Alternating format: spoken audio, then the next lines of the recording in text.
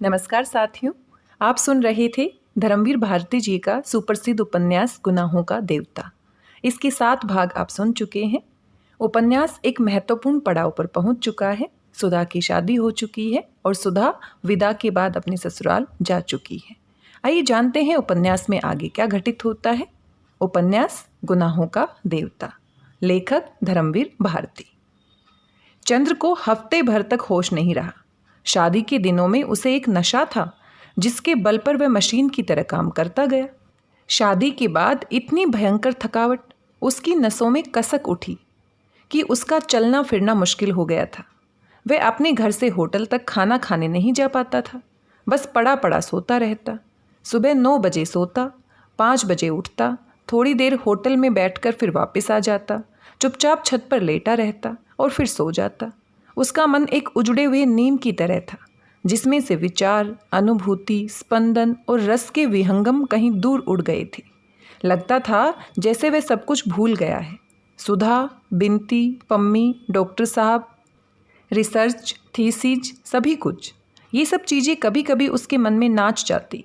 लेकिन चंद्र को ऐसा लगता कि ये किसी ऐसी दुनिया की चीज़ें हैं जिसको वह भूल गया है, जो उसकी स्मृति पटल से मिट चुकी है।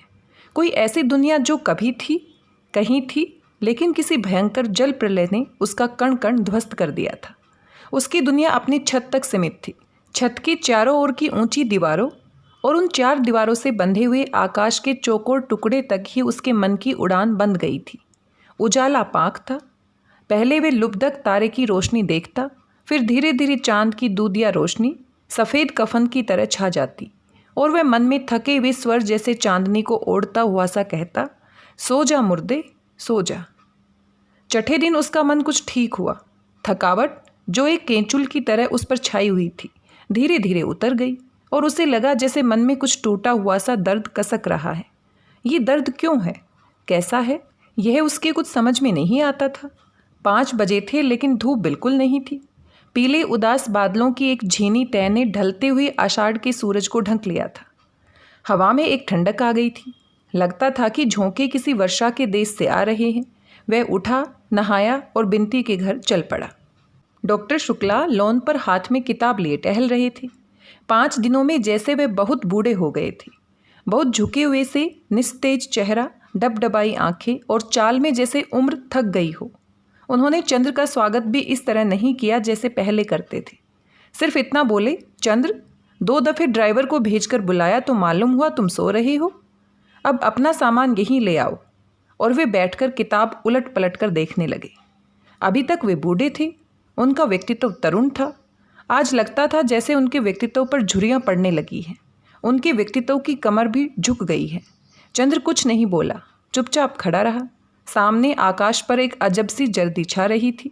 डॉक्टर साहब ने किताब बंद की और बोले, सुना है कॉलेज के प्रिंसिपल आ गए हैं, जाऊं जरा, उनसे तुम्हारे बारे में बात कर रहा हूँ।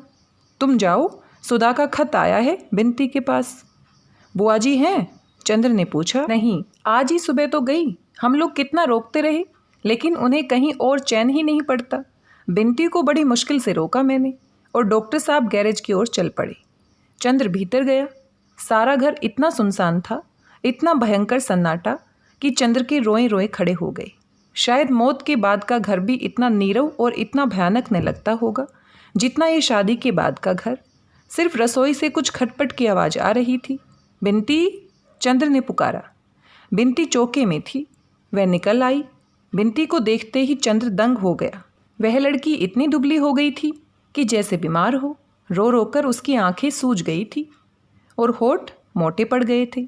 चंद्र को देखते ही उसने कढ़ाई उतार कर नीचे रख दी और बिखरी हुई लटें सुधार कर आंचल ठीक कर बाहर निकल आई। कमरे से खींचकर एक चौकी आंगन में डालकर चंद्र से बहुत उदास स्वर में बोली, बैठिए। घर कितना सूना लग रहा है बिनती, तुम अकेले कैसे रहती होगी? चंद्र ने कहा। बिनती की आंखों में आंसू छलछला आए। बिनती, रोती क्यों हो? छी, मुझे देखो, मैं कैसे पत्थर बन गया हूँ। क्यों? तुम तो इतनी अच्छी लड़की हो। चंद्र ने बिनती के कंधे पर हाथ रखकर कहा।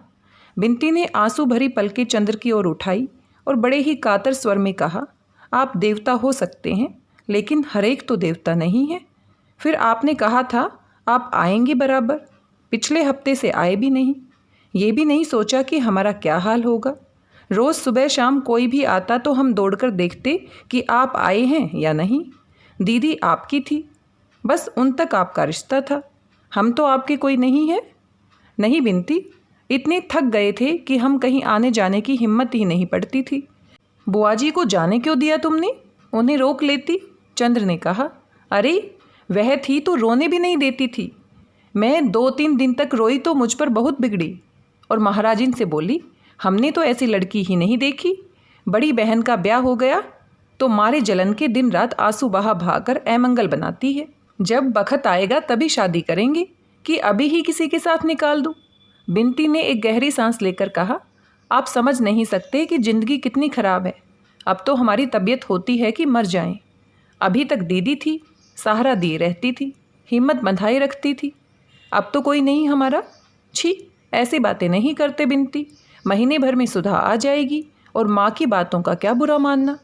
आप लड़की होते तो समझते चंद्र बाबू, बिनती बोली और जाकर एक तस्तरी में नाश्ता ले आई। लो, दीदी कह गई थी कि चंद्र के खाने पीने का ख्याल रखना, लेकिन ये किसको मालूम था कि दीदी के जाते ही चंद्र गैर हो जाएंगे। नहीं बिनती, तुम गलत समझ रही हो। जाने क्यों एक अजीब सी खिन्नता मन में आ गई थी। कुछ करने की तबीयत ही नहीं रहती थी। आज कुछ तबीयत ठीक हुई तो सबसे पहले तुम्हारे ही पास आया। बिनती, अब सुधा के बाद मेरा कौन है सिवा तुम्हारे? चंद्र ने बहुत उदास स्वर में कहा। तभी न उस दिन मैं बुलाती रह गई और आप यह गए वह गए और आंख से ओझल। मैंने तो उसी दिन समझ लिया था कि अब पुराने चंद्र बाबू बदल गए। बिनती ने रोते हुए कहा। चंद्र का मन भर आया था, गले में आंसू अटक रहे थे। लेकिन आदमी की जिंदगी भी कैसी अजब होती है। वह रो भी तो नहीं सकता था, माथे पर दुख की रेखा भी झलकने नहीं दे सकता था, इसलिए कि सामने कोई ऐसा था जो खुद दुखी था और सुधा की थाती होने के नाते बिनती को समझाना उसका पहला कर्तव्य था। बिनती के आंसू रोकने के लिए वह खुद अपने आंसू पी गया और बिनती से बोला, लो कुछ तुम भी खा लो। बिनती ने मना किया तो उसने अपने हाथ से बिनती को खिला दिया। बिनती चुपचाप खाती रही और रह रह कर आंसू पोंछती रही। इतने में महाराजिन आई। बिनती ने चौके के काम समझा दिए और चंद्र से बोली, चलिए ऊपर चलें। चंद्र ने चारों ओर देखा। घर का सन्नाटा वैसा ही था। सहसा उसके मन में एक अजीब सी बात आई। सुधा के साथ कभी भी कहीं भी वह जा सकता था, लेकिन बिनती के साथ छत पर अकेले जाने में क्यों उसके अंतःकरण ने गवाही नहीं दी? वह चुपचाप बैठा रहा। बिनती कुछ भी हो, कितनी ही समीप क्यों न हो, बिनती सुधा नहीं थी, सुधा नहीं हो सकती थी। नहीं, यही ठीक है, चंद्र बोला। बिनती गई, सुधा का पत्र ले आई। चंद्र का मन जाने कैसा होने लगा। लगता था जैसे अब आंसू नहीं रुकेंगे। उसके मन में सिर्फ इतना आया कि अभी 72 घंटे पहले सुधा यहीं थी, इस घर की प्राण थी। आज लगता है जैसे इस घर में सुधा थी ही नहीं। आंगन में अंधेरा होने लगा था। वह उठकर सुधा के कमरे के सामने पड़ी हुई कोच पर बैठ गया और बिनती ने बत्ती जला दी। खत छोटा सा था। डॉक्टर चंद्र बाबू, क्या तुम कभी सोचते थे कि तुम इतनी दूर होगे और मैं तुम्हें खत लिखूंगी? लेकिन खैर, अब तो घर में चैन की बंसी बजाते होगे। एक अकेले मैं ही कांटे जैसी खटक रही थी, उसे भी तुमने निकाल फेंका। अब तुम्हें न कोई परेशान करता होगा, न तुम्हारे पढ़ने लिखने में बाधा पहुंचती होगी। अब तो तुम 1 महीने में 10-12 थीसिस लिख डालोगे। जहाँ दिन में 24 घंटे तुम आँख के सामने रहते थे, वहाँ अब तुम्हारे बारे में एक शब्द सुनने के लिए तड़प उठती हूँ। कई दफ़े तबीयत आती है कि जैसे बिनती से तुम्हारे बारे में बातें करती थी, वैसे ही इनसे, तुम्हारे मित्र से तुम्हारे बारे में बातें करूं। लेकिन ये तो जाने कैसी कैसी बातें करते हैं। और सब ठीक है, यहाँ बहुत आज़ादी है मुझे। माँ जी भी बहुत अच्छी है, पर्दा बिल्कुल नहीं करती। अपने पूजा के सारे बर्तन पहले ही दिन हमसे मंजवाए। देखो, पापा का ध्यान रखना और बिनती को जैसे मैं छोड़ आई हूँ उतनी ही मोटी रहे। मैं महीने भर बाद आकर तुम्ही से बिनती को वापस लूँगी, समझे? ये न करना कि मैं न रहूँ तो मेरे बजाय बिनती को रुला रुला कर, कुड़ा कुड़ा कर मार डालो, जैसी तुम्हारी आदत है। चाय ज़्यादा मत पीना। खत का जवाब फ़ौरन, तुम्हारी सुधा। चंद्र ने चिट्ठी एक बार फिर पढ़ी, 2 बार पढ़ी और बार बार पढ़ता गया। हल्के हरे कागज़ पर छोटे छोटे काले अक्षर जाने कैसे लग रहे थे, जाने क्या कह रहे थे। छोटे छोटे, अर्थात कुछ उनमें अर्थ था जो शब्द से भी ज़्यादा गंभीर था। युगों पहले व्याकरणों के उन शब्दों के जो अर्थ निश्चित किए थे, सुधा की कलम से जैसे उन शब्दों को एक नया अर्थ मिल गया था। चंद्र बेसुध सा तन्मय होकर उस खत को बार बार पढ़ता गया और किस समय वे छोटे छोटे नादान अक्षर उसके हृदय के चारों ओर कवच जैसे बौद्धिकता और संतुलन के लौह पत्र को चीरकर अंदर बिंद गए और हृदय की धड़कनों को मरोड़ना शुरू कर दिया। ये चंद्र को खुद नहीं मालूम हुआ कि जब तक कि उसकी पलकों से एक गर्म आंसू खत पर नहीं टपक पड़ा, लेकिन उसने बिनती से वह आंसू छिपा लिया और खत मोड़कर बिनती को दे दिया। बिनती ने खत लेकर रख दिया और बोली, अब चलिए खाना खा लीजिए। चंद्र इनकार नहीं कर सका। महाराजी ने थाली लगाई और बोली, भैया नीचे अभिन आंगन धोआ जाए, आप जाए के ऊपर खाई ले। चंद्र को मजबूरन ऊपर जाना पड़ा। बिनती ने खाट बिछा दी, एक स्टूल डाल दिया, पानी रख दिया और नीचे थाली लेने चली गई। चंद्र का मन भारी हो गया था। ये वही जगह है, वही खाट है जिस पर शादी की रात वह सोया था। इसी के पैताने सुधा आकर बैठी थी, अपने नए सुहाग में लिपटी हुई सी। यहीं पर सुधा के आंसू गिरे थे। बिनती थाली लेकर आई और नीचे बैठकर पंखा करने लगी। हमारी तबीयत तो ठीक है नहीं खाने की बिनती, चंद्र ने भर्राए हुए स्वर में कहा। अरे बिना खाए पिए कैसे काम चलेगा, और फिर आप ऐसा करेंगी तो हमारी क्या हालत होगी। दीदी के बाद और कौन सहारा है हमारा, खाइए। और बिनती ने अपने हाथ से एक कोर बनाकर चंद्र को खिला दिया। चंद्र खाने लगा। चंद्र चुप था, वह जाने क्या सोच रहा था। बिनती चुपचाप बैठी पंखा झल रही थी। क्या सोच रहे हैं आप, बिनती ने पूछा। कुछ नहीं, चंद्र ने उतनी ही उदासी से कहा। नहीं बताइएगा, बिनती ने बड़े कातर स्वर से कहा। चंद्र एक फीकी मुस्कान के साथ बोला, बिनती अब तुम इतना ध्यान न रखा करो, तुम समझती नहीं बाद में कितनी तकलीफ होती है। सुधा ने क्या कर दिया है ये वे खुद नहीं समझती। कौन नहीं समझता, बिनती एक गहरी सांस लेकर बोली। दीदी नहीं समझती या हम नहीं समझते, सब समझते हैं, लेकिन जाने मन कैसा पागल है कि सब कुछ समझकर धोखा खाता है। अरे दही तो आपने खाया ही नहीं। वह पूड़ी लाने चली गई और इस तरह दिन कटने लगे। जब आदमी अपने हाथ से आंसू मोल लेता है, अपने आप दर्द का सौदा करता है, तब दर्द और आंसू तकलीफ दे नहीं लगते। और जब कोई ऐसा हो जो आपके दर्द के आधार पर आपको देवता बनाने के लिए तैयार हो और आपके एक एक आंसू पर अपने 100 आंसू बिखेर दे, तब तो कभी कभी तकलीफ भी भली मालूम देने लगती है। लेकिन फिर भी चंद्र के दिन कैसे कट रहे थे ये वही जानता था। लेकिन अकबर के महल में जलते हुए दीपक को देखकर अगर किसी ने जाड़े की रात जमुना के घुटनों घुटनों पानी में खड़े होकर काट दी, तो चंद्र अगर सुधा के प्यारे प्यारे खतों के सहारे समय काट रहा था तो कोई ताज्जुब नहीं। अपने अध्ययन में प्रौढ़, अपने विचारों में उदार होने के बावजूद चंद्र अपने स्वभाव में बच्चा था, जिससे जिंदगी कुछ भी करवा सकती थी, बशर्ते जिंदगी को ये आता हो कि इस भोले भाले बच्चे को कैसे बहलावा दिया जाए। बहलावे के लिए मुस्कानें ही जरूरी नहीं होती, शायद आंसुओं से मन जल्दी बहल जाता है। बिनती के आंसुओं में चंद्र सुधा की तस्वीर देखता था और बहल जाता था। वह रोज़ शाम को आता और बिनती से सुधा की बातें करता, जाने कितनी बातें, जाने कैसी बातें, और बिनती के माध्यम से सुधा में डूबकर चला आता था। चूँकि सुधा के बिना उसका दिन कटना मुश्किल था, एक क्षण कटना मुश्किल था, इसलिए बिनती उसकी एक ज़रूरत बन गई थी। वह जब तक बिनती से सुधा की बातें नहीं कर लेता था तब तक जैसे वह बेचैन रहता था। तब तक उसकी किसी काम में तबीयत नहीं लगती थी। जब तक सुधा सामने रही, कभी भी उसे ये नहीं मालूम हुआ कि सुधा का क्या महत्व है उसकी ज़िंदगी में। आज जब सुधा दूर चली गई है तो उसने देखा कि सुधा उसकी सांसों से भी ज़्यादा आवश्यक थी उसकी ज़िंदगी के लिए। लगता था वह एक क्षण सुधा के बिना जिंदा नहीं रह सकता। सुधा के अभाव में बिनती के माध्यम से वह सुधा को ढूंढता गया, और जैसे सूरज के डूब जाने पर चांद सूरज की रोशनी उधार लेकर रात को उजियारा कर लेता है, उसी तरह बिनती सुधा की याद से चंद्र के प्राणों पर उजियारी बिखेरने लगी। चंद्र बिनती को इस तरह अपनी सांसों की छां में दुबकाए रहा जैसे बिनती सुधा का स्पर्श हो, सुधा का प्यार हो। बिनती भी चंद्र के माथे पर उदासी के बादल देखते ही तड़प उठती थी, लेकिन फिर भी बिनती चंद्र को हंसा नहीं पाई। चंद्र का पुराना उल्लास लौटा नहीं। सांप का काटा हुआ जैसे लहरें लेता है, वैसे ही चंद्र की नसों में फैला हुआ उदासी का जहर रह रहकर चंद्र को झकझोर देता था।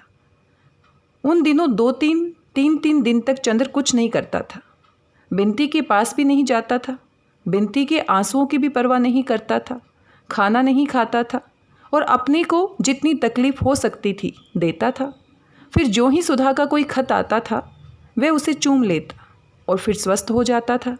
बिनती चाहे जितनी करे लेकिन चंद्र की इन भयंकर उदासी की लहरों को चंद्र से छीन नहीं पाई थी। चांद कितनी कोशिश क्यों ना करे, वह रात को दिन नहीं बना सकता।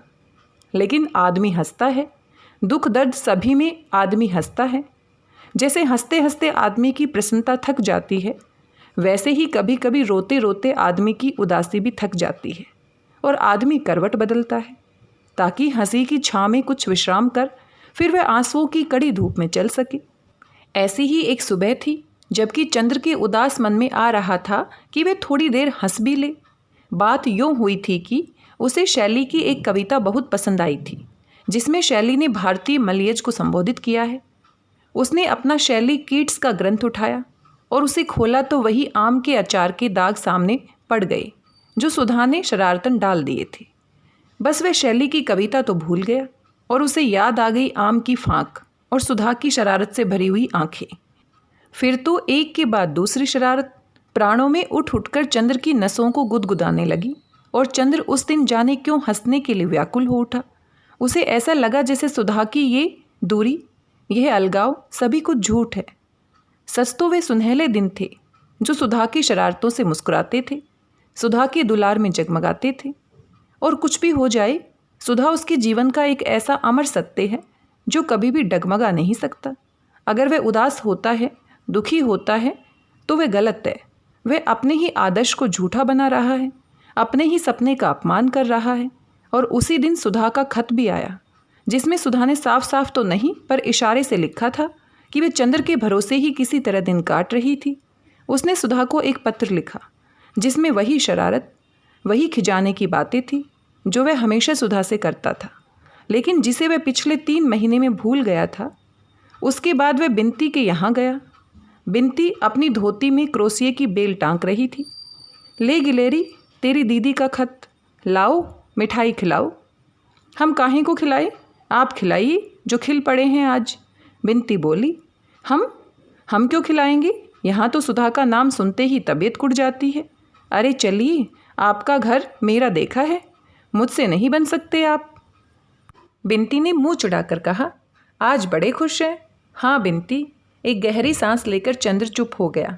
कभी कभी उदासी भी थक जाती है और मुंह झुकाकर बैठ गया। क्यों, क्या हुआ?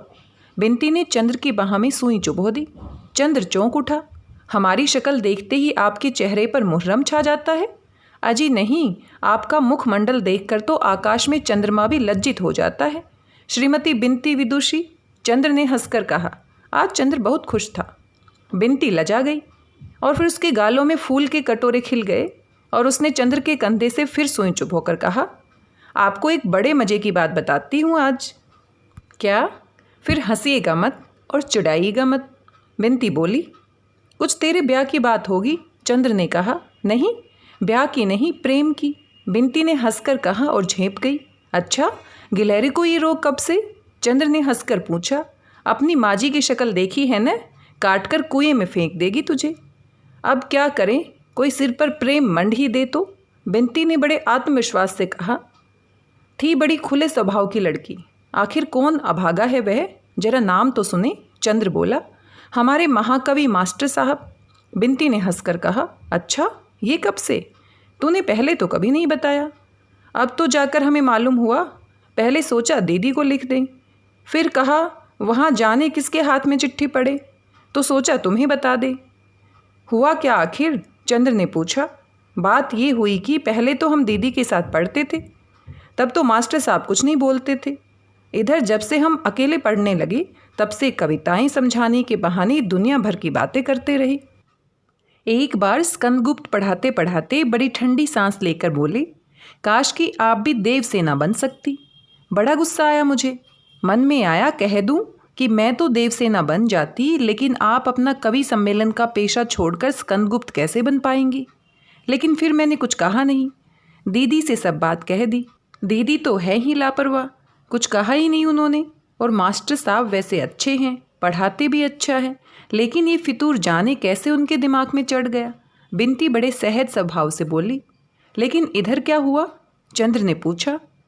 अभी कल आए। एक हाथ में उनके एक मोटी सी कॉपी थी। दे गए तो देखा वह उनकी कविताओं का संग्रह है और उनका नाम उन्होंने रखा है बिनती। अभी आते होंगी। क्या करें, कुछ समझ में ही नहीं आता।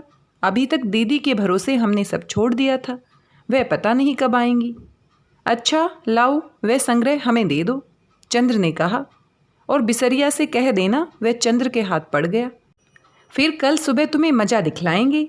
लेकिन हाँ, ये पहले बता दो कि तुम्हारा तो कुछ झुकाव नहीं है उधर, वरना बाद में हमें कोसो, चंद्र ने छेड़ते हुए कहा। अरे हाँ, मुसलमान भी हो तो बहना के संग, कवियों से प्यार लगाकर कौन बवालत पाले, बिनती ने झेंपते हुए कहा। दूसरे दिन सुबह पहुंचा तो बिसरिया साहब पढ़ा रहे थे। बिसरिया की शक्ल पर कुछ मायूसी, कुछ परेशानी, कुछ चिंता भी थी। उसको बिनती ने बता दिया कि संग्रह चंद्र के पास पहुंच गया है। चंद्र को देखते ही वह बोला, अरे कपूर, क्या हाल है? और उसके बाद अपने को निर्दोष बताने के लिए फौरन बोला, कहो हमारा संग्रह देखा है? हाँ देखा है, जरा आप इन्हें पढ़ा लीजिए, आपसे कुछ जरूरी बातें करनी है, चंद्र ने इतने कठोर स्वर में कहा कि बिसरिया के दिल की धड़कनें डूबने सी लगी। वह कांपती हुई आवाज़ में बहुत मुश्किल से अपने को संभालते हुए बोला, कैसी बातें कपूर, तुम कुछ गलत समझ रहे हो। कपूर एक उपेक्षा की हंसी हंसा और चला गया। डॉक्टर साहब पूजा करके उठे थे। दोनों में बातें होती रहीं। उनसे मालूम हुआ कि अगले महीने में संभवतः चंद्र की नियुक्ति हो जाएगी और 3 दिन बाद डॉक्टर साहब खुद सुधा को लाने के लिए शाहजहांपुर जाएंगे। उन्होंने बुआजी को पत्र लिखा है कि यदि वह आएँ तो अच्छा है, वरना चंद्र को 2-3 दिन बाद यहीं रहना पड़ेगा, क्योंकि बिनती अकेली है। चंद्र की बात दूसरी है, लेकिन और लोगों के भरोसे डॉक्टर साहब बिनती को अकेले नहीं छोड़ सकते। अविश्वास आदमी की प्रवृत्तियों को जितना बिगाड़ता है, विश्वास आदमी को उतना ही बनाता है। डॉक्टर साहब चंद्र पर जितना विश्वास करते थे, सुधा चंद्र पर जितना विश्वास करती थी, और इधर बिनती उस पर जितना विश्वास करने लगी थी, उसके कारण चंद्र के चरित्र में इतनी दृढ़ता आ जाती थी कि वह फौलाद बन गया था। ऐसे अवसरों पर जब मनुष्य को गंभीरतम उत्तरदायित्व सौंपा जाता है, तब संभवतः आदमी के चरित्र में एक विचित्र सा निखार आ जाता है। ये निखार चंद्र के चरित्र में बहुत उभर कर आया था, और यहाँ तक कि बुआजी अपनी लड़की पर अविश्वास कर सकती थी, वह भी चंद्र को देवता ही मानती थी। बिनती पर और चाहे जो बंधन हो, लेकिन चंद्र के हाथ में बिनती को छोड़कर वे निश्चिंत थी। डॉक्टर साहब और चंद्र बैठे बातें ही कर रहे थे कि बिनती ने आकर कहा, चलिए मास्टर साहब आपका इंतजार कर रहे हैं। चंद्र उठ खड़ा हुआ। रास्ते में बिनती बोली, हमसे बहुत नाराज हैं, कहते हैं तुम्हें हम ऐसा नहीं समझते थे। चंद्र कुछ नहीं बोला, जाकर बिसरिया के सामने कुर्सी पर बैठ गया। तुम जाओ बिनती। बिनती चली गई तो चंद्र ने कहा बहुत गंभीर स्वरों में, बिसरिया साहब, आपका संग्रह देखकर बहुत खुशी हुई, लेकिन मेरे मन में सिर्फ एक शंका है, ये बिनती नाम के क्या मायने हैं? बिसरिया ने अपने गले की टाई ठीक की। वह गर्मी में भी टाई लगाता था और दिन में नाइट कैप पहनता था।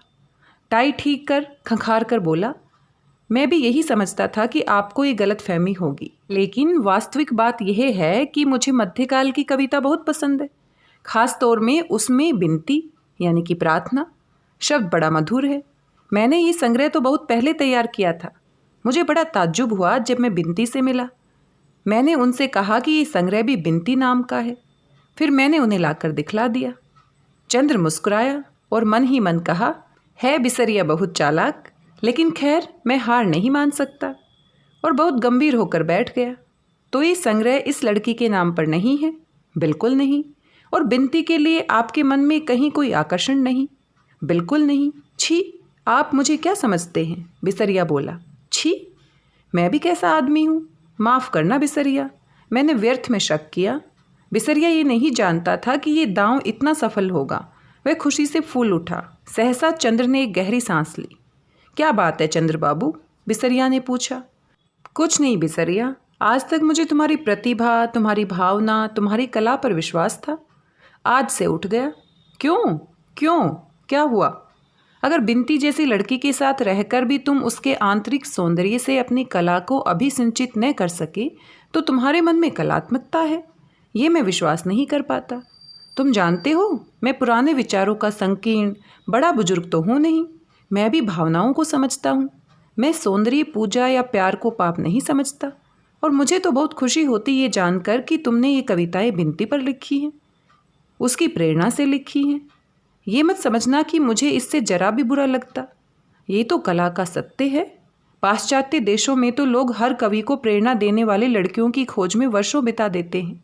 उसकी कविता से ज़्यादा महत्व उसकी कविता के पीछे रहने वाले व्यक्तित्व को देते हैं। हिंदुस्तान में पता नहीं क्यों हम नारी को इतना महत्वहीन समझते हैं, या डरते हैं, या हम में इतना नैतिक साहस नहीं है। तुम्हारा स्वभाव, तुम्हारी प्रतिभा किसी हालत में मुझे विदेश के किसी कवि से कम नहीं लगती। मैंने सोचा था जब तुम अपनी कविताओं के प्रेरणात्मक व्यक्तित्व का नाम घोषित करोगी तो सारी दुनिया बिनती को और हमारे परिवार को जान जाएगी। लेकिन खैर, मैंने गलत समझा था कि बिनती तुम्हारी प्रेरणा बिंदु थी। और चंद्र चुपचाप गंभीरता से बिसरिया के संग्रह के पृष्ठ पलटने लगा। बिसरिया के मन में कितनी उथल पुथल मची हुई थी। चंद्र का मन इतना विशाल है, ये उसे कभी नहीं मालूम था। यहाँ तो कुछ छिपाने की जरूरत ही नहीं है। और जब चंद्र इतनी स्पष्ट बातें कर रहा है तो बिसरिया क्यों छिपाते? कपूर, मैं तुमसे कुछ नहीं छिपाऊंगा। मैं कह नहीं सकता कि बिनती जी मेरे लिए क्या है। शेक्सपियर की मिरांडा, प्रसाद की देवसेना, दांते की बिएत्रिस, कीट्स की फैनी और सूर की राधा से बढ़कर माधुर्य अगर मुझे कहीं मिला है तो बिनती में। इतना डूब गया मैं बिनती में कि एक कविता भी नहीं लिख पाया। मेरा संग्रह छपने जा रहा था तो मैंने सोचा कि इसका नाम ही क्यों न बिनती रखूं। चंद्र ने बड़ी मुश्किल से अपनी हंसी रोकी।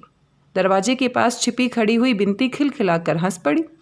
चंद्र बोला, नाम तो बिनती बहुत अच्छा सोचा तुमने, लेकिन सिर्फ एक बात है, मेरे जैसे विचार के लोग सभी नहीं होते।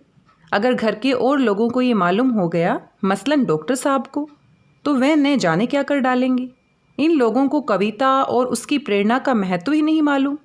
उस हालात में अगर तुम्हारी बहुत बेइज्जती हुई तो न मैं कुछ बोल पाऊंगा और न बिनती। डॉक्टर साहब पुलिस को सौंप दे, ये अच्छा नहीं लगता। वैसे मेरी राय है कि तुम बिनती ही नाम रखो। बड़ा नया नाम है, लेकिन ये समझ लो कि डॉक्टर साहब बहुत सख्त हैं इस मामले में।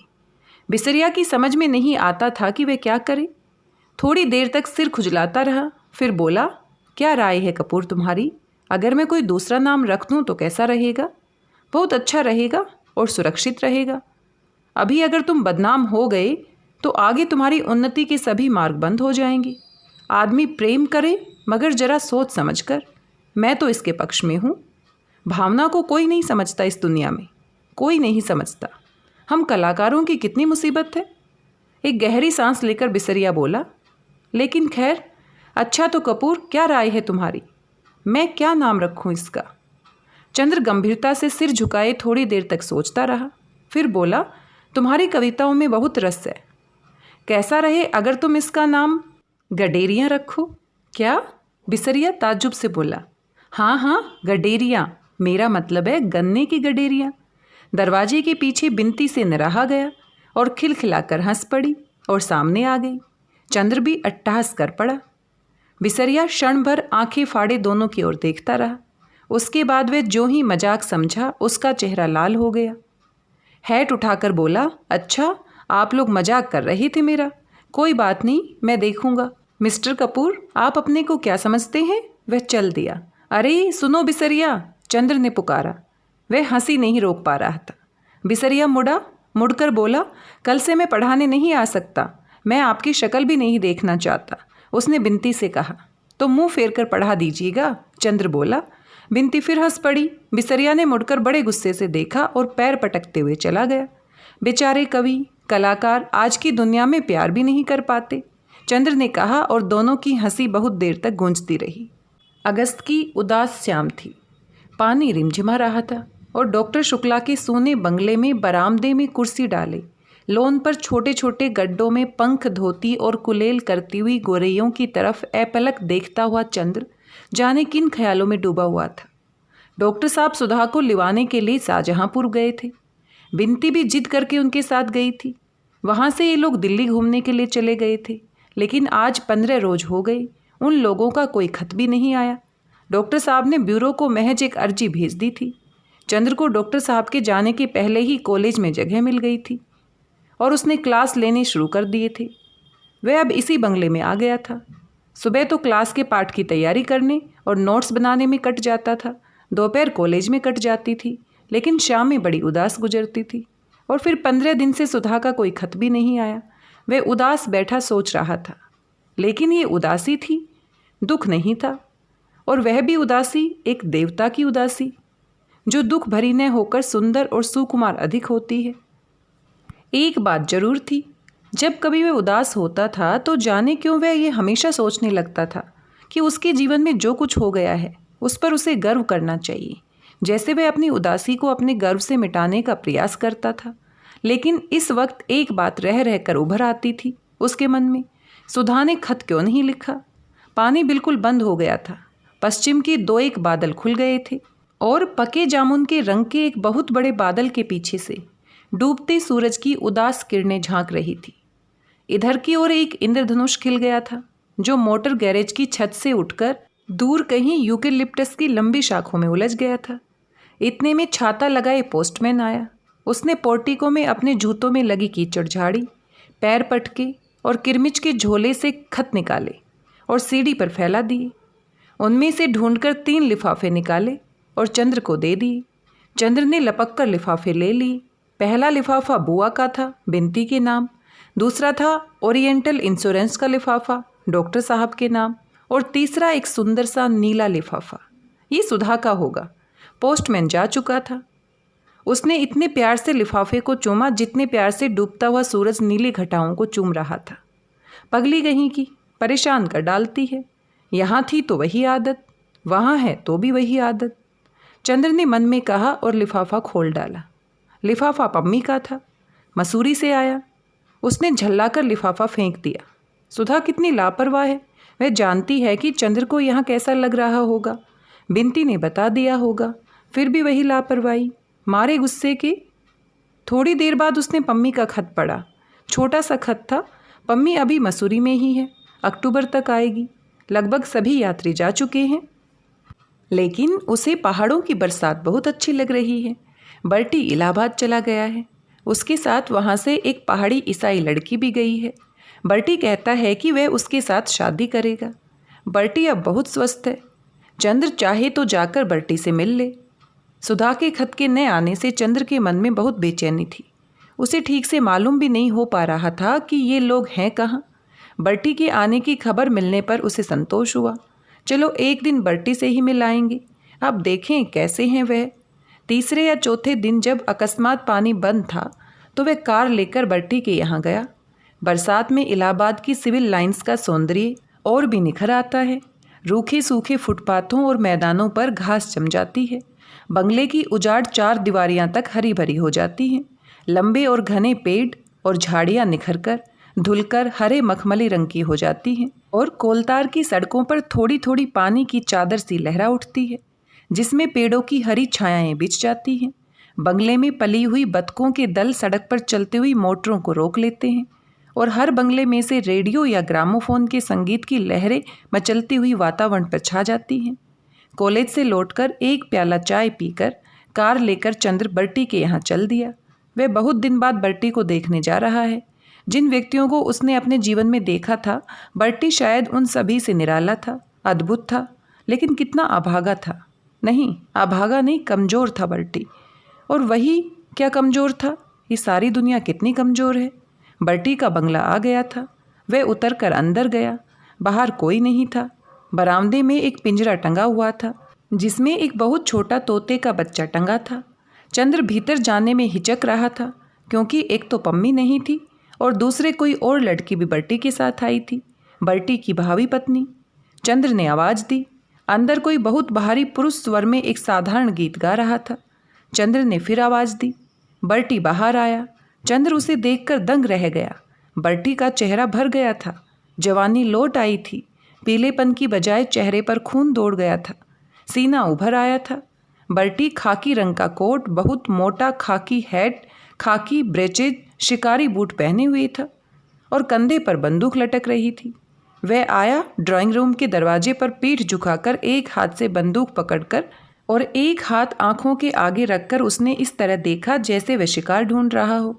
चंद्र के प्राण सूख गए। उसने मन ही मन सोचा, पहली बार तो वह कुश्ती में बर्टी से जीत गया था, लेकिन अब की बार जीतना मुश्किल है। कहाँ बेकार फंसा आकर।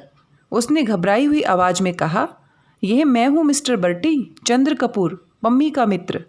हाँ हाँ मैं जानता हूँ। बर्टी तनकर खड़ा हो गया और हंसकर बोला, मैं आपको भूला नहीं। मैं तो आपको ये दिखला रहा था कि मैं पागल नहीं हूँ, शिकारी हो गया हूँ। और उसने चंद्र के कंधे पकड़कर इतना जोर से झकझोर दिया कि चंद्र की पसलियाँ चरमरा उठी। आओ, उसने चंद्र के कंधे दबाकर बरामदे की ही कोच पर बिठा दिया और सामने कुर्सी पर बैठता हुआ बोला, मैं तुम्हें अंदर ले चलता हूँ, लेकिन अंदर जेनी है और एक मेरा मित्र, दोनों बातें कर रहे हैं। आज जेनी की सालगिरह है। तुम जेनी को जानते हो न? वह तराई के कस्बे में रहती थी, मुझे मिल गई। बहुत ख़राब औरत है। मैं तंदुरुस्त हो गया हूँ न? बहुत। मुझे ताज्जुब है कि तंदुरुस्ती के लिए तुमने क्या किया 3 महीने तक। नफ़रत मिस्टर कपूर, औरतों से नफ़रत। उससे ज़्यादा अच्छा टॉनिक तंदुरुस्ती के लिए हो ही नहीं सकता। लेकिन तुम तो शादी करने जा रहे हो, लड़की ले आए हो वहाँ से।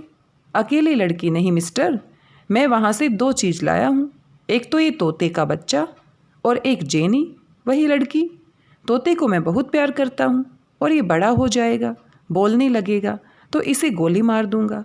और लड़की से मैं बहुत नफ़रत करता हूँ, इससे शादी कर लूँगा। क्यों, है ना ठीक?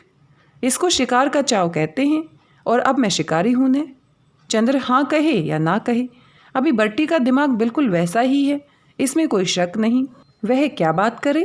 अंत में बोला, ये बंदूक तो उतार कर रखिए, हमेशा बांधे रहते हैं। हाँ और क्या। शिकार का पहला सिद्धांत है कि जहाँ खतरा हो, जंगली जानवर हो, वहाँ कभी बिना बंदूक के नहीं जाना चाहिए। और बहुत धीमे से चंद्र के कान में बर्टी बोला, तुम जानते हो चंद्र, एक औरत है जो 24 घंटे घर में रहती है। मैं तो एक क्षण को बंदूक अलग नहीं रखता। सहसा अंदर से कुछ गिरने की आवाज़ आई। कोई चीखा और लगा जैसे कोई चीज़ पियानो पर गिरी और पर्दों को तोड़ती हुई नीचे आ गई। फिर कुछ झगड़ों की आवाज़ आई। चंद्र चौंक उठा। क्या बात है बर्टी, देखो तो। बर्टी ने हाथ पकड़कर चंद्र को खींच लिया। बैठो बैठो, अंदर मेरे मित्र और जेनी सालगिरह मना रहे हैं, अंदर मत जाना। लेकिन ये आवाज़ें कैसी? चंद्र ने चिंता से पूछा। शायद वे लोग प्रेम कर रहे होंगे, बर्टी बोला और निश्चिंता से बैठ गया। और क्षण भर बाद उसने अजब सा दृश्य देखा। एक बर्टी का ही हमउम्र आदमी हाथ से माथे का खून पोंछता हुआ आया। वह नशे में चूर था और बहुत भद्दी गालियां देता हुआ चला जा रहा था। वह गिरता पड़ता आया और उसने बर्टी को देखते ही घूंसा ताना। तुमने मुझे धोखा दिया, मुझसे 50 रुपये उपहार ले लिया, मैं अभी तुम्हें बताता हूँ। चंद्र स्तब्ध था। क्या करे क्या न करे। इतने में अंदर से जेनी निकली, लंबी तगड़ी, कम से कम 30 वर्ष की औरत। उसने आते ही पीछे से उस आदमी की कमीज पकड़ी और उसे सीढ़ी से नीचे कीचड़ में धकेल दिया और सैकड़ों गाली देते हुए बोली, जा सीधे, वरना हड्डी नहीं बचेगी यहाँ। वह फिर उठा तो खुद भी नीचे कूद पड़ी और घसीटती हुई दरवाजे के बाहर ढकेल दिया।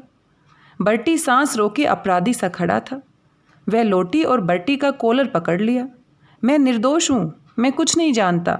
सहसा जेनी ने चंद्र की ओर देखा। ये भी तुम्हारा दोस्त है?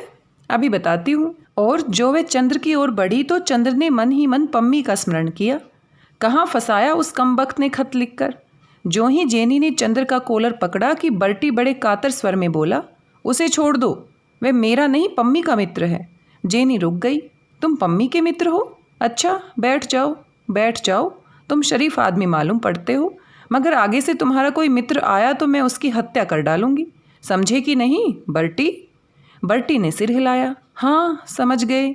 जेनी अंदर चल दी, फिर सहसा बाहर आई और बर्टी को पकड़कर घसीटती हुई बोली, पानी बरस रहा है, इतनी सर्दी बढ़ रही है और तुमने स्वेटर नहीं पहना, चलो पहनो। मरने की ठानी है? मैं साफ बताए देती हूँ, चाहे दुनिया इधर की उधर हो जाए, मैं बिना शादी किए मरने नहीं दूंगी तुम्हें। और वह बकरे की तरह बर्टी का कान पकड़कर अंदर घसीट ले गई। चंद्र ने मन में कहा, ये कुछ इस रहस्य में बंगले का असर है कि हरेक का दिमाग खराब ही मालूम देता है। 2 मिनट बाद जब बर्टी लौटा तो उसके गले में गुलबंद, ऊनी स्वेटर, ऊनी मोजे थे। वह हाँफता हुआ आकर बैठ गया। मिस्टर कपूर, तुम्हें मानना होगा कि ये लड़की, ये डायन जेनी बहुत क्रूर है। मानता हूँ बर्टी, सोलो आने मानता हूँ, चंद्र ने मुस्कुराहट रोककर कहा। लेकिन ये झगड़ा क्या है? झगड़ा क्या होता है? औरतों को समझना बहुत मुश्किल है। इस औरत के फंदे में फंसे कैसे तुम? चंद्र ने पूछा। शी। होठ पर हाथ रखकर धीरे बोलने का इशारा करते हुए बर्टी ने कहा, धीरे बोलो। बात ऐसी हुई कि जब मैं तराई में शिकार खेल रहा था तो एक बार अकेले छूट गया। ये एक पैसेंजर फॉरेस्ट गार्ड की अनब्याही लड़की थी, शिकार में बहुत होशियार। मैं भटकते हुए पहुंचा तो इसका बाप बीमार था। मैं रुक गया। तीसरे दिन वह मर गया। उसे जाने कौन सा रोग था कि उसका चेहरा बहुत डरावना हो गया था और पेट फूल गया था। रात को इसे बहुत डर लगा तो ये मेरे पास आकर लेट गई थी और बीच में बंदूक रखकर हम लोग सो गए। रात को इसने बीच में बंदूक हटा दी और अब वह कहती है कि मुझसे ब्याह करेगी और नहीं करूँगा तो मार डालेगी। पम्मी भी मुझसे बोली, तुम्हें अब ब्याह करना ही होगा, अब मजबूरी है मिस्टर कपूर। चंद्र चुप बैठा सोच रहा था, कैसी विचित्र जिंदगी है इस अभागे की। मानो प्रकृति ने सारे आश्चर्य इसी की किस्मत के लिए छोड़ रखे थे। फिर बोला, ये आज क्या झगड़ा था? कुछ नहीं, आज इसकी सालगिरह थी। यह बोली, मुझे कुछ उपहार दो। बहुत देर तक सोचता रहा, क्या दूं इसे? कुछ समझ में ही नहीं आया। बहुत देर सोचने के बाद मैंने सोचा, मैं तो इसका पति होने जा रहा हूँ, इसे एक प्रेमी उपहार में दे दूँ। मैंने एक मित्र से कहा कि तुम मेरी भावी पत्नी से आज शाम को प्रेम कर सकते हो। वह राजी हो गया। मैं ले आया। चंद्र जोर से हंस पड़ा। हंसो मत मिस्टर कपूर, बर्टी बहुत गंभीर बनकर बोला। इसका मतलब यह है कि तुम औरतों को समझते नहीं। देखो, एक औरत उसी चीज़ को ज़्यादा पसंद करती है, उसी के प्रति समर्पण करती है जो उसकी ज़िंदगी में नहीं होता। मसलन एक औरत है जिसका ब्याह हो गया है या होने वाला है, उसे यदि एक नया प्रेमी मिल जाए तो उसकी प्रसन्नता का ठिकाना नहीं रहता। वह अपने पति की बहुत कम परवाह करेगी अपने प्रेमी के सामने, और अगर कंवारी लड़की है तो वह अपने प्रेमी की भावनाओं की पूरी तौर से हत्या कर सकती है। यदि उसे एक पति मिल जाए तो मैं तो समझता हूँ कि कोई भी पति अपनी पत्नी को यदि कोई अच्छा उपहार दे सकता है तो वह है एक नया प्रेमी, और कोई भी प्रेमी अपनी रानी को यदि कोई अच्छा उपहार दे सकता है तो वह ये है कि उसे एक पति प्रदान कर दे। तुम्हारी अभी शादी तो नहीं हुई न? तो तुम प्रेम तो जरूर करते होगे न? सिर मत हिलाओ, मैं यकीन नहीं कर सकता। मैं इतनी सलाह तुम्हें दे रहा हूँ, अगर तुम किसी लड़की से प्यार करते हो तो ईश्वर के लिए उससे शादी कभी मत करना। तुम मेरा किस्सा सुन चुके हो। अगर दिल से प्यार करना चाहते हो और चाहते हो कि वह लड़की जीवन भर तुम्हारी कृतज्ञ रहे तो तुम उसकी शादी करा देना। यह लड़कियों के जीवन का अंतिम सत्य है। बर्टी हंस पड़ा। चंद्र को लगा जैसे आग की लपट उसे तपा रही है। उसने भी तो यही किया है सुधा के साथ, जिसे बर्टी कितने विचित्र स्वरों में कह रहा है।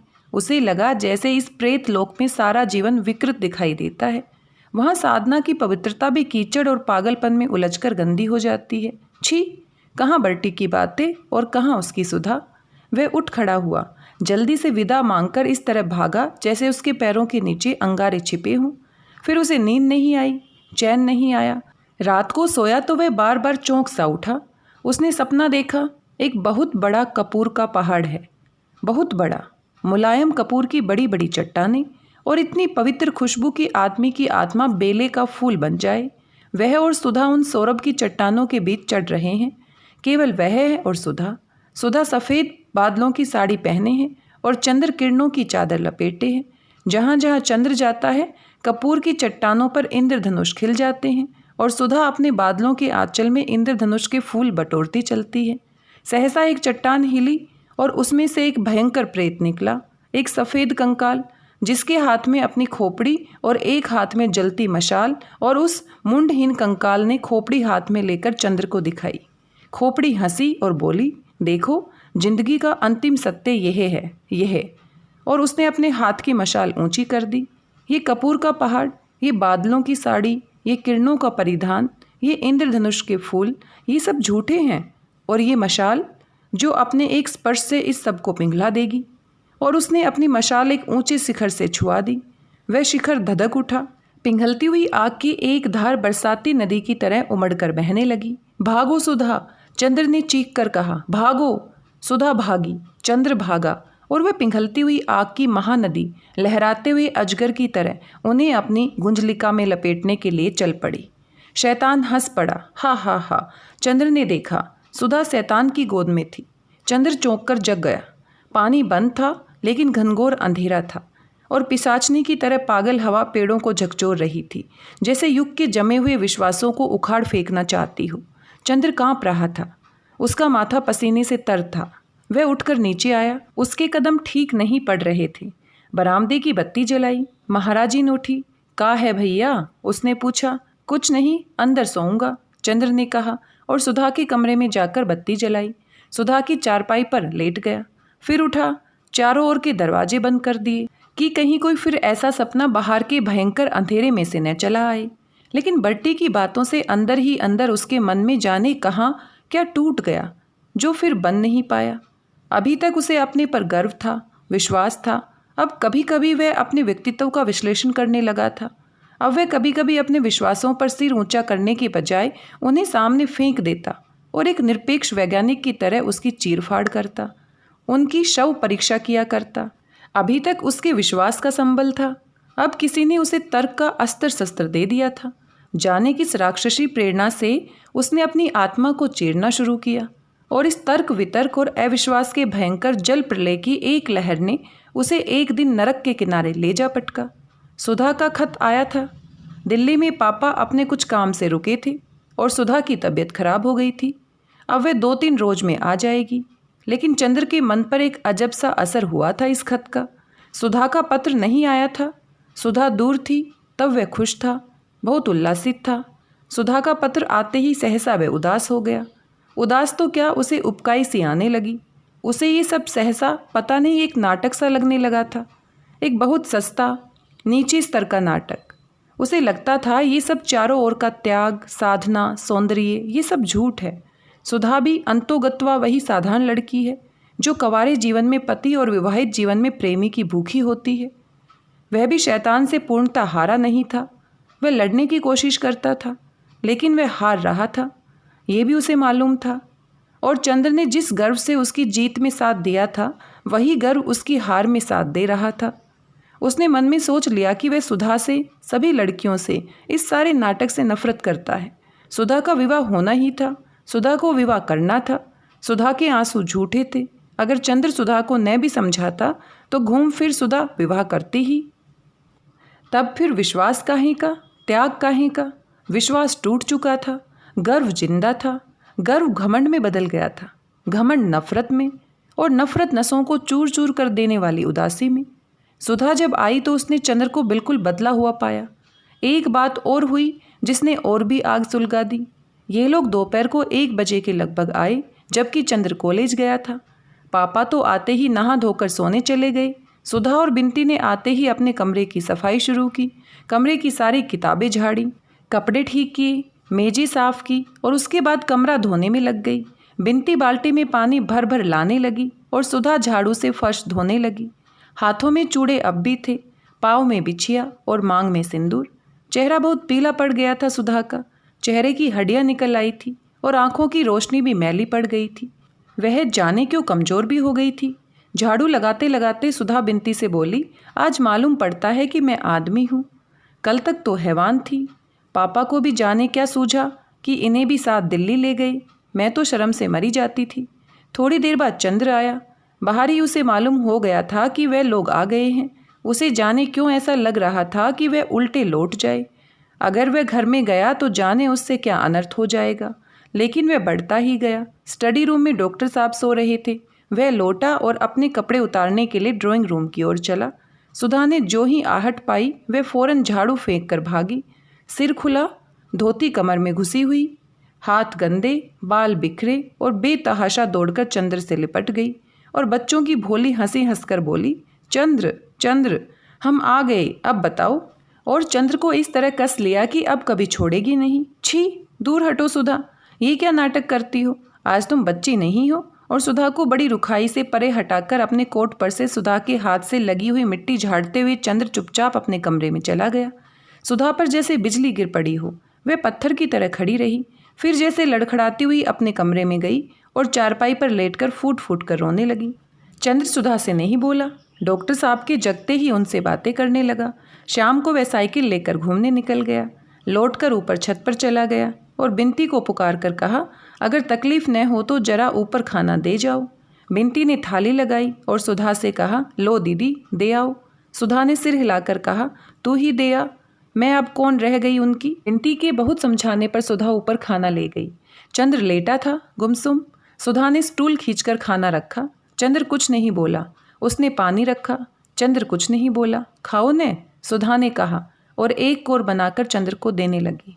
तुम जाओ, चंद्र ने बड़े रूखे स्वर में कहा, मैं खा लूँगा। सुधा ने कोर थाली में रख दिया और चंद्र के पायताने बैठकर बोली, चंद्र तुम क्यों नाराज हो? बताओ हमसे क्या पाप हो गया है? पिछले 1.5 महीने हमने एक एक क्षण गिन गिन कर काटे हैं कि कब तुम्हारे पास आए।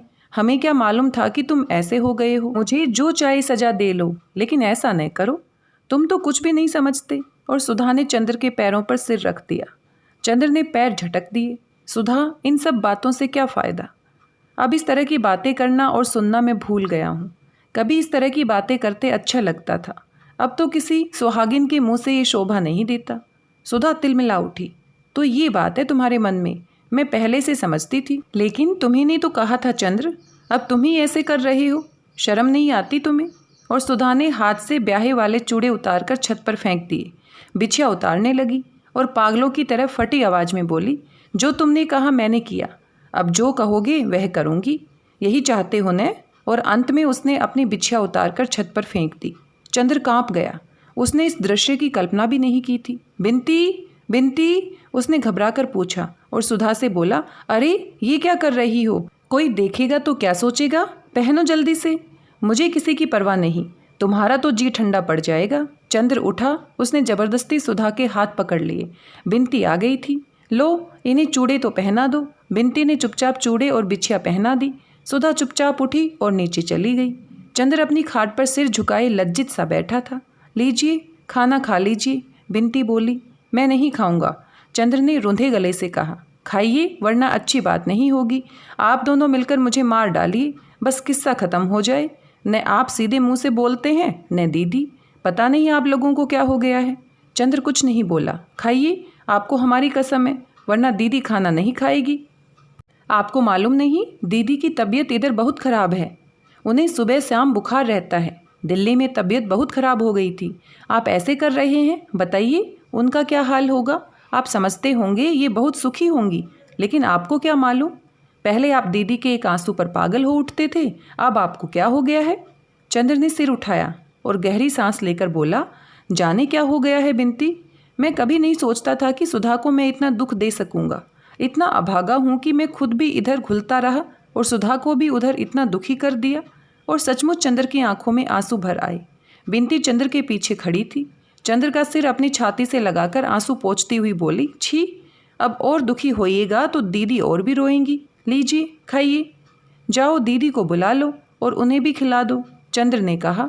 बिनती गई, फिर लौटकर बोली, बहुत रो रही हैं, अब आज उनका नशा उतर जाने दीजिए, तब कल बात कीजिएगा।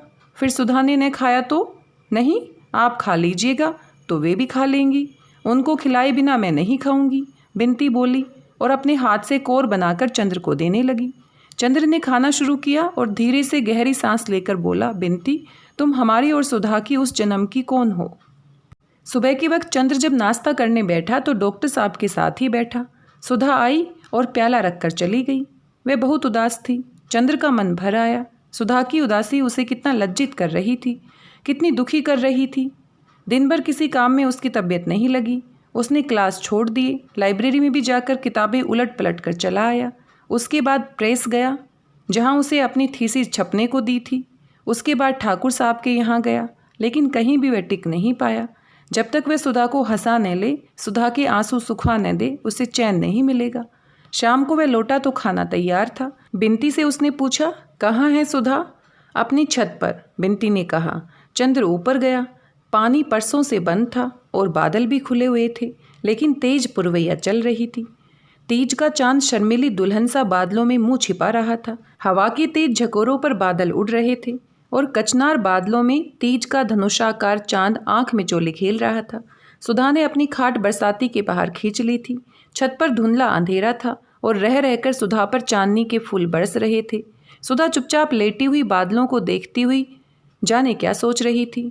चंद्र गया। चंद्र को देखते ही सुधा उठ खड़ी हुई और उसने बिजली जला दी और चुपचाप बैठ गई। चंद्र बैठ गया। वह कुछ भी नहीं बोली। बगल में बिछी हुई बिनती की खाट पर सुधा बैठ गई। चंद्र को समझ नहीं आता था कि वह क्या कहे। सुधा को इतना दुख दिया उसने। सुधा उससे कल शाम से बोली तक नहीं। सुधा तुम नाराज हो गई, मुझे जाने क्या हो गया था, लेकिन माफ़ नहीं करोगी? चंद्र ने बहुत कांपती हुई आवाज़ में कहा। सुधा कुछ नहीं बोली, चुपचाप बादलों की ओर देखती रही। सुधा। चंद्र ने सुधा के 2 कबूतरों जैसे उजले मासूम पैरों को लेकर अपनी गोद में रख लिया और भरे हुए गले से बोला, सुधा मुझे जाने क्या हो जाता है कभी कभी। लगता है वह पहले वाली ताकत टूट गई। मैं बिखर रहा हूँ। तुम आई और तुम्हारे सामने मन का जाने कैसा सा तूफान फूट पड़ा। तुमने इसका इतना बुरा मान लिया। बताओ, अगर तुम ही ऐसा करोगी तो मुझे संभालने वाला फिर कौन है? सुधा। और चंद्र की आंखों से एक बूंद आंसू सुधा के पाँवों पर गिर पड़ा। सुधा ने चौंक कर अपने पाँव खींच लिए और उठकर चंद्र की खाट पर बैठ गई और चंद्र के कंधे पर सिर रखकर फूट फूट कर रो पड़ी। बहुत रोई, बहुत रोई। उसके बाद उठी और सामने बैठ गई। चंद्र, तुमने गलत नहीं किया। मैं सचमुच कितनी अपराधीन हूँ। मैंने तुम्हारी ज़िंदगी चौपट कर दी है, लेकिन मैं क्या करूँ? किसी ने तो मुझे कोई रास्ता नहीं बताया था। अब हो ही क्या सकता है चंद्र? तुम भी बर्दाश्त करो और हम भी करें। चंद्र नहीं बोला। उसने सुधा के हाथ अपने होठों से लगा लिए। लेकिन मैं तुम्हें इस तरह बिखरने नहीं दूंगी। तुमने अब अगर इस तरह किया तो अच्छी बात नहीं होगी। फिर हम तो बराबर हर पल तुम्हारे ही बारे में सोचते रहे और तुम्हारी ही बातें सोच सोच कर अपने को धीरज देते रहे। और तुम इस तरह करोगे तो? नहीं सुधा, मैं अपने को टूटने नहीं दूंगा। तुम्हारा प्यार मेरे साथ है, लेकिन इधर मुझे जाने क्या हो गया था। हाँ, समझ लो चंद्र, तुम्हें हमारे सुहाग की लाज है। हम कितने दुखी हैं तुम समझ नहीं सकते। एक तुम्ही को देखकर हम थोड़ा सा दुख दर्द भूल जाते हैं, सो तुम भी इस तरह करने लगे। हम लोग कितने अभागे हैं। और वे फिर चुपचाप लेटकर ऊपर देखती हुई जाने क्या सोचने लगी। चंद्र ने एक बार धुंधले रेशमी चांदनी में मुरझाए हुए सोन जूही के फूल जैसे मुख की ओर देखा और सुधा के नरम गुलाबी होठों पर उंगलियां रख दी। थोड़ी देर वह आंसू में भीगी हुई गुलाब की दुख भरी पंखुड़ियों से उंगलियां उलझाए रहा और फिर बोला, क्या सोच रही थी? चंद्र ने बहुत दुलार से सुधा के माथे पर हाथ फेर कर कहा। सुधा एक फीकी हंसी हंसकर बोली, जैसे आज लेटी हुई बादलों को देख रही हूँ और पास तुम बैठे हो, उसी तरह एक दिन कॉलेज में दोपहर को मैं और गेसू लेटे हुए बादलों को देख रहे थे। उस दिन उसने एक शेर सुनाया था, कैफ बर्दोश बादलों को न देख, बेखबर तू कुचल न जाए कहीं। उसका कहना कितना सच निकला। भाग्य ने कहाँ ले जा पटका मुझे। क्यों, वहाँ तुझे कोई तकलीफ तो नहीं? चंद्र ने पूछा। हाँ, समझते तो सब यही हैं, लेकिन जो तकलीफ है वह मैं जानती हूँ या बिनती जानती है। सुधा ने गहरी सांस लेकर कहा, वहाँ आदमी भी बने रहने का अधिकार नहीं। क्यों? चंद्र ने पूछा। क्या बताएं तुम्हें चंद्र, कभी कभी मन में आता है कि डूब मरूं। ऐसा भी जीवन होगा मेरा, ये कभी मैं नहीं सोचती थी। सुधा ने कहा। क्या बात है, बताओ न? चंद्र ने पूछा। बता दूंगी देवता, तुमसे भला क्या छिपाऊंगी, लेकिन आज नहीं, फिर कभी। सुधा ने कहा। तुम परेशान मत हो। कहाँ तुम, कहाँ दुनिया। काश की कभी तुम्हारी गोदी से अलग न होती मैं। और सुधा ने अपना मुंह चंद्र की गोद में छिपा लिया। चांदनी की पंखुड़ियाँ बरस पड़ी। उल्लास और रोशनी का मलय पवन फिर लौट आया था। फिर एक बार चंद्र, सुधा और बिनती के प्राणों को विभोर कर गया था कि सुधा को महीने भर बाद ही जाना है। और सुधा भूल गई थी कि शाहजहाँपुर से भी उसका कोई नाता है। बिनती का इम्तिहान हो गया था और अक्सर चंद्र और सुधा बिनती के ब्याह के लिए गहने और कपड़े खरीदने जाते। जिंदगी फिर खुशी के हिलकोरों पर झूलने लगी थी। बिनती का ब्याह उतरते अगहन में होने वाला था। अब 2-2.5 महीने रह गए थे। सुधा और चंद्र जाकर कपड़े खरीदते और लौटकर बिनती को जबरदस्ती पहनाते और गुड़िया की तरह उसे सजाकर खूब हंसाते। दोनों के बड़े बड़े हौसले थे बिनती के लिए। सुधा बिनती को सलवार और चुन्नी का एक सेट और गरारा और कुर्ते का एक सेट देना चाहती थी। चंद्र बिनती को एक हीरे की अंगूठी देना चाहता था। चंद्र बिनती को बहुत स्नेह करने लगा था। आज के लिए बस इतना ही। मिलते हैं अगले वीडियो में इसके अगले भाग के साथ। तब तक स्वस्थ रहिए, व्यस्त रहिए, मस्त रहिए और कुछ ना कुछ पढ़ते रहिए। मेरी भाषा हिंदी भाषा परिवार के साथ जुड़ने के लिए आप सभी का धन्यवाद, बहुत बहुत धन्यवाद।